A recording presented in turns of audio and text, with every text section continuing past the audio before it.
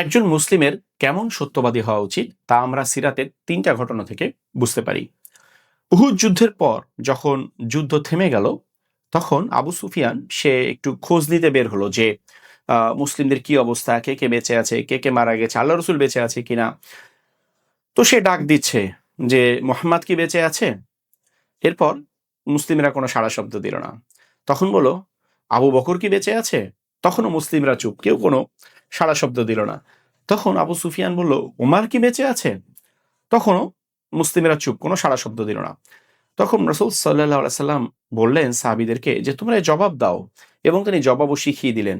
তো যাই হোক, যখন মুসলিমরা ওমর রাদিয়াল্লাহু আনহু যখন জবাব দিলেন, তখন ওমর রাদিয়াল্লাহু আনহু বললেন যে তোমার কথা রাসূল সাল্লাল্লাহু আলাইহি সাল্লাম শুনতে পাচ্ছেন। হ্যাঁ, অর্থাৎ আল্লাহ রসুল এখনো বেঁচে আছেন। তখন এই কথা শুনে আবু সুফিয়ান বললেন যে ওমার, তুমি আমার কাছে আব্দুল্লাহ ইবনে কামিয়ার চাইতে অধিক সত্যবাদী। আব্দুল্লাহ ইবনে কামিয়া ছিল ওই ব্যক্তি যে উহুদের ময়দানে রাসূল সাল্লাল্লাহু আলাইহি সাল্লামের উপরে আঘাত করেছিল, এবং আব্দুল্লাহ ইবনে কামিয়া মুসাব বিন উমায়ের রাদিয়াল্লাহু আনহুকে শহীদ করেছিল।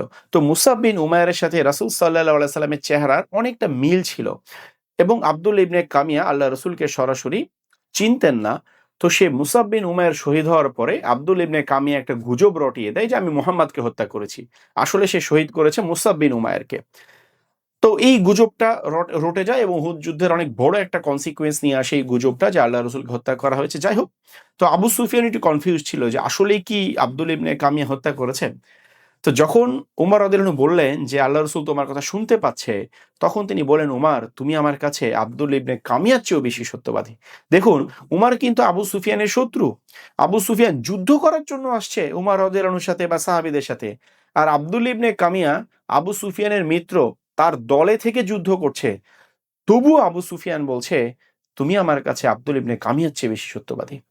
অর্থাৎ মুসলিমরা তাদের শত্রুদের কাছেও কতটা সত্যবাদী ছিলেন, সাহাবায়ে কেরাম তাদের শত্রুদের কাছেও কতটা সত্যবাদী ছিলেন, যে তাদের শত্রুরা নিজেদেরকে বিশ্বাস না করে মুসলিমদেরকে বিশ্বাস করতেন।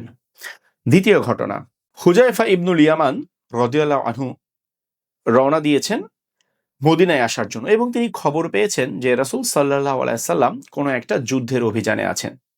তো পথের মধ্যে আস্তে আস্তে তাদের সাথে কুরাইশদের দেখা হয়ে গেল, এবং তারা বলল যে তুমি কোত্থেকে আসছো, কোথায় যাচ্ছ। তো তিনি বললেন যে আমি মদিনায় যাচ্ছি। তো তারা জিজ্ঞাসা করলো তুমি কি মুহাম্মাদের বাহিনীতে যোগ দিবা, যুদ্ধ করবা। তো হুজাইফা রাদিয়াল্লাহু আনহু বলছেন না, আমি যুদ্ধ করব না, আমি মদিনায় যাচ্ছি, আমি ওখানে নিরিবিলি থাকবো। তো তারা ছেড়ে দিলেন, এবং হুজাইফা ইবনুল ইয়ামান তিনি চলে আসলেন মদিনায়। তো মদিনায় আসার পর তিনি রাসূল সাল্লাল্লাহু আলাইহি সাল্লামের কাছে গেলেন এবং বললেন আমি আপনার বাহিনীতে যুদ্ধ করতে প্রস্তুত। এবং পথিমধ্যের এই যে ঘটনা, যে কুরাইশরা তাকে জিজ্ঞেসে করেছিল এবং তিনি বলেছিলেন যে আমি মদিনায় যাব, যুদ্ধ করব না, এই প্রতিশ্রুতি নিয়ে তিনি এসেছেন, এটা তিনি আল্লাহ রসুলকে বললেন। এবং এটা শোনার পর রসুল সাল্লাল্লাহু আলাইহি সাল্লাম বললেন তুমি যেহেতু একবার কথা দিয়ে আসছো তুমি যুদ্ধ করবা না, তুমি মদিনায় ফিরে যাও, এবং এই সেনাবাহিনীতে তোমার আসার প্রয়োজন নেই, কারণ তুমি প্রতিশ্রুতি দিয়ে এসেছো, প্রতিশ্রুতি রক্ষা করো। দেখুন, হুজাইফা ইবনুল ইয়ামান যদি সেনাবাহিনীতে যোগ দিতেন, এটা তো মুসলিমদের জন্যই একটা সুবিধাজনক বিষয় ছিল যে সৈন্যবাহিনীর সংখ্যা বাড়তো, একজন যোদ্ধা বাড়তো, কিন্তু তিনি আল্লাহ রসুল তাকে নিলেন না। কেন? কারণ হুজাইফা ইবনুল ইয়ামান কাফেরদের কাছে প্রতিশ্রুতি দিয়ে এসেছেন যে তিনি সেনাবাহিনীতে যোগ দিবেন না। অর্থাৎ একজন কাফেরের কাছেও কথা দেওয়া, প্রতিশ্রুতি দেওয়ার পর সেটা রক্ষা করা কতটা গুরুত্বপূর্ণ। তৃতীয় ঘটনা, রাসূল সাল্লাল্লাহু আলাইহি সাল্লাম যখন রোমান সম্রাট হেরাক্লিয়াসকে চিঠি লিখলেন ইসলামের দাওয়াত দিয়ে, তখন হেরাক্লিয়াস বললেন ঠিক আছে, আমাদের রাজত্বে এই চিঠি যেখান থেকে এসেছে তাদের কেউ আছে কি, থাকলে একটু নিয়ে আসো।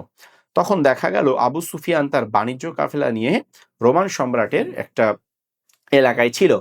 তো হেরাক্লিয়াস আবু সুফিয়ানকে ডেকে নিয়ে আসলো, এবং অনেকগুলো প্রশ্ন আবু সুফিয়ানকে করলো, এবং একটা লম্বা কনভারসেশন হলো আবু সুফিয়ানের সাথে। তো আবু সুফিয়ান বলছিলেন যে যদি এখানে আমার সাথে, মানে আবু সুফিয়ান প্রত্যেকটা প্রশ্নের জবাবে আল্লাহ রসুলের ব্যাপারে একদম সঠিক ওপিনিয়নটা দিচ্ছেন, ঠিক আছে, এবং একদম ট্রুলি তিনি যেটা ভাবতেন আল্লাহ রসুলের ব্যাপারে সেটাই বলছেন, এবং এই সবগুলো ছিল খুবই পজিটিভ। তো আবু সুফিয়ান বলছেন যে যদি এখানে আমার সাথে আমার গোত্রের মানুষেরা না থাকতো, এবং আমি এই ভয় না পেতাম যে তারা আমার দেশে ফিরে গিয়ে সবাইকে বলবে আবু সুফিয়ান মিথ্যাবাদী, তাহলে অবশ্যই আজকে আমি মুহাম্মাদের ব্যাপারে কিছু না কিছু মিথ্যা কথা বলতাম। তাহলে দেখুন, একজন কাফের মুশরিক, তখন আবু সুফিয়ান তিনি ইসলাম গ্রহণ করেননি, তিনি আরো পরে ইসলাম গ্রহণ করেছেন রাদিয়াল্লাহু আনহু। তখনও তিনি বলছেন, আমার গোত্রের লোকেরা যদি আমাকে মিথ্যাবাদী না বলতো, তাহলে আমি অবশ্যই মুহাম্মাদের নামে মিথ্যা কথা বলতাম। তাহলে মিথ্যা কথা বলাটা ওই সময়ের একজন মুশরিকের কাছে কতটা জঘন্য অপরাধ ছিল। আর আজকের যুগে আমাদের মুসলিমরা, আমাদের সত্যবাদিতার কি অবস্থা? মিথ্যাকে আমরা কতটা হালকাভাবে নিয়েছি।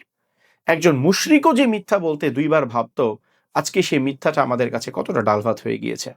এবং একজন কাফেরও মুসলিমদেরকে যেভাবে বিশ্বাস করত, আজকে আমরা মুসলিমরা অপর মুসলিমকে সেভাবে বিশ্বাস করতে পারি না। এখানেই কিন্তু আমাদের জন্য চিন্তার খোরাক রয়েছে।